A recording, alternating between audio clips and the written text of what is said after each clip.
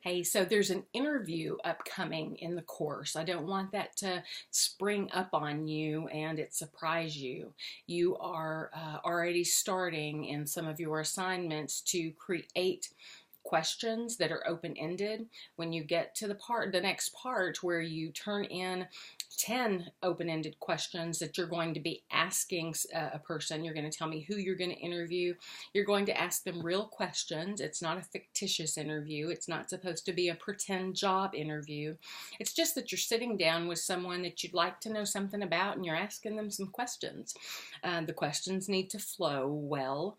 You need to kind of ask one of the questions and then have the next one be something almost relatable or kind of in the same uh, topic area of that other question. And for instance, it would be something like, tell me about where you grew up. That's an open-ended question that's talking about, the beginning of their life.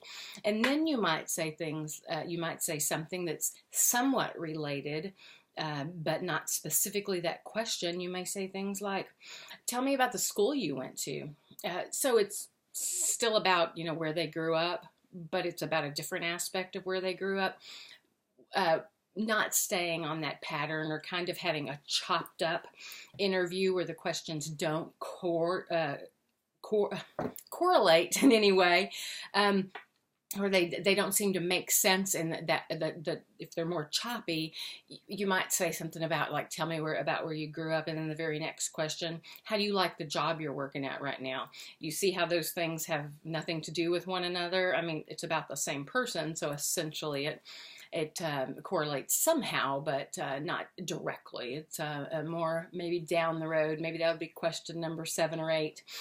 So just remember that interview's coming up. That module is open. Please do go look for it. I think of all the assignments in this course, it is one of the most simple because the instructions are outlined step by step by step. How you do it, you prepare for it for several weeks, and then you execute the interview, and then you turn in an assignment for that interview that it's also spelled out exactly how you're supposed to do that. There's even an example of the assignment on that in that module for you to look at. So it's the most simple, but I think people complicate it quite a bit.